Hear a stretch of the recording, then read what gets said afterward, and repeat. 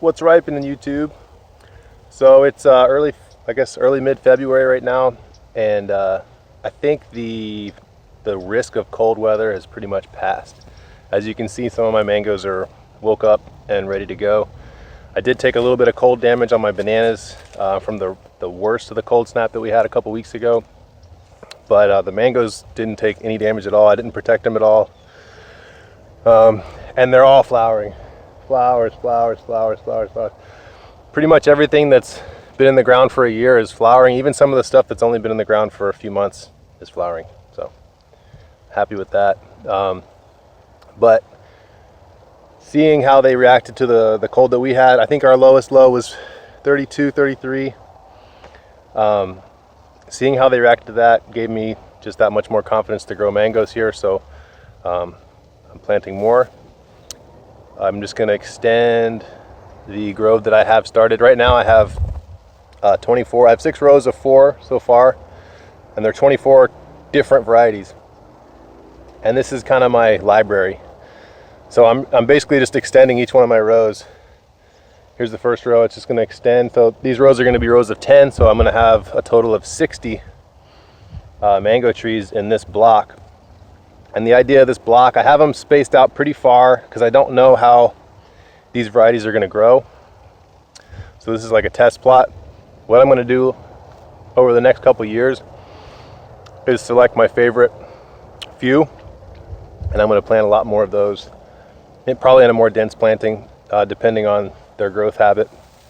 I'm going to be selecting specifically for the growth habit, for disease tolerance, how well they fruit here, like productivity.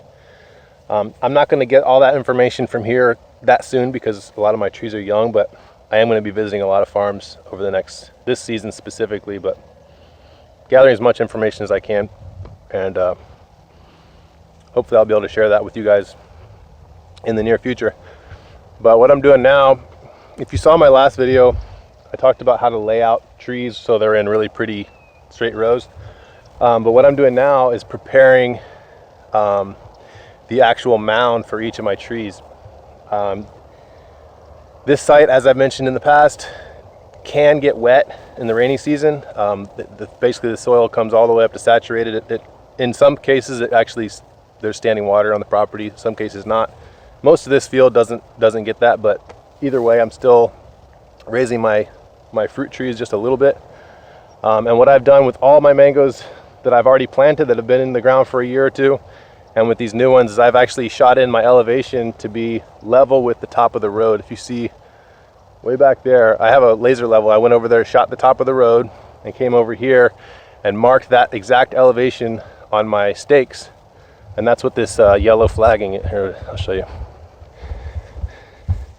And that's what this yellow flag is right here. That's the same exact elevation as the road top. So for me, as a worst case, if it really flooded here and actually went over that road, which I've never seen it do, and we've had some really wet years, then that means the top of my root ball crown is would just barely get submerged. And that's very unlikely to happen. If it happens, I got worse problems than mango trees if it happens. But that's the guide I used. And then I have other trees that are less tolerant of flooding. Mangoes are pretty tolerant. They can be wet and be fine. I have other ones that I've actually set them a foot higher than that. So instead of doing it here, I have them that high. So even if the water goes over the road, I still have a foot of clear elevation for those trees.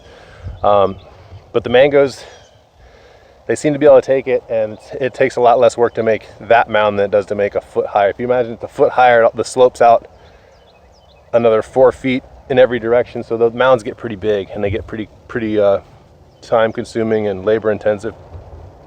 But what I'm doing here to make these mounds, in the past I've used sod cutter because I didn't have a tractor, but now that I have a tractor I can do cool stuff without having to go rent equipment. So what I'm doing here, you can see, basically I take the blade of the loader on my tractor and I scrape the grass to the side on both ways. And once the grass is out of the way, then I come over here with the backhoe and I pick up that material and I drop it where I want my tree to be. And then once I have enough material over there, I come over here and I pound it down and I rake it out and I make it a nice shape that I want, and I make sure it's got the right elevation that I want, and I rake it again, and I just make it nice and pretty. The reason that I stomp on the dirt and I pound it around and rake it out is because I want to make sure I don't have any big voids in the material. I don't want it to settle after I plant the trees, because that can damage the root structure, and I might lose some of the elevation. The whole point of this is to get my trees up. If I get them up and then they fall back down, then what was the point of that? But I'm going to show you a little bit of video of like time lapse of doing this, and you'll get a better idea of what I'm doing. And then the only thing I do after that, once I've made my mounds, I just go and push the grass that I scratched out right back into the hole, and then the holes are going to get filled up with wood chips, which I have a super abundance of. I must have 3 or 4 different people that come and constantly take wood mulch, and I don't even notice because it just keeps coming back. So the tree trimmer people and the power lines people have been bringing me a lot of mulch lately, and I got enough to share, so that's kind of cool. But yeah, I'm going to fill in these holes with mulch, so they're going to be kind of like their own compost pits, and then I'm going to mulch around the trees, and it's going to look a lot like this. So these are the ones I planted most recently. These 3 rows of mangoes, and you can see they're starting to flush. Like this one's already, that one's flowering. This one decided not to flower this year. It's just pushing out new growth. That one's pushing out new growth. That one's not ready yet. But yeah, once I have the trees planted, I'm going to have them mulched just like this. So it's going to be a 10-foot wide stripe of mulch, and then a 10-foot wide path, and then a 10-foot wide stripe of mulch. And what I like about this setup is that the mulch is helping me to not have to water everything very much. Actually, I've never watered these mango trees, and I think that's pretty cool. It saves me a lot of plastic and PVC. If I feel like I need to in the future, I have a well, and I can always plumb over here and do it. But I've sat these things right through the drought last year, which was pretty severe, and they didn't even notice the ones that I had planted at that time. So they seem pretty hardy. That's one of the reasons I'm growing mangoes here. They seem to just take everything that this environment gives them. The only concern I really have is if we get a historically very cold snap, but I think overall they're going to do pretty well. The reason I like these grass strips is because it's easy to get in and out, first of all, but I come up here with a mower, and it's a side cast mower, and it just blows the grass clippings right up on top of the mulch like this, and it just replenishes the mulch. So it's kind of cool that way. So it's kind of a cool way to throw nutrient that's local right over onto the beds, and keep it nice and maintained. This is, if I had the whole thing mulched, I thought about doing that, but first of all, I'd have a lot more risk of having grass come back through, and then it'd be hard to mow because the mulch is thick. Second of all, it's hard to walk on really thick mulch, and it's harder to drive. I don't really want to get things stuck and all that kind of business. So for now, I'm going to leave it the way it is. I may decide to mulch some areas and just see how I like it to have the interspacing mulched, but that's what we're doing for now. So anyway, that's what I'm doing to prep my mango tree orchard.